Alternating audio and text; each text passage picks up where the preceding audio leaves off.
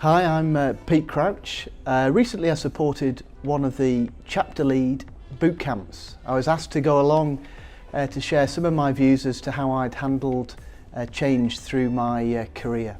And as we transform the bank, colleagues are going through a huge period of change and uncertainty, worried about the roles that they do, the new requirements of those roles, and whether they'll be effective. So I decided to tell my story through a teachable point of view.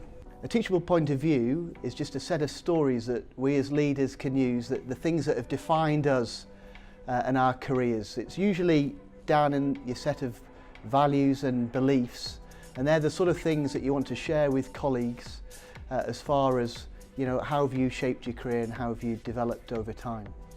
So as we went to this chapter lead boot camp, and my view was that the chapter lead's role was about developing themselves and developing colleagues. So it was all about growth. So I used growth as an acronym for my teachable point of view. The G was for goal. Set yourself an ambition, have a purpose, and understand where you want to get to, and drive that ambition with your team and your colleagues. The R was for respect, and something I've held dear throughout my career was treat individuals as you'd like to be treated yourself. And I think in this context, set a safe environment for colleagues to learn and to develop and hopefully to perform at their best. The O was for ownership. Step up, take a lead, and don't just be a participant. Drive the ambition and where you want this to go. Push the boundaries and drive that success that you set out in your goal and your vision. The W was for why. Challenge, ask why, don't take the first answer that you get, and keep asking why until you're happy with the response that you get.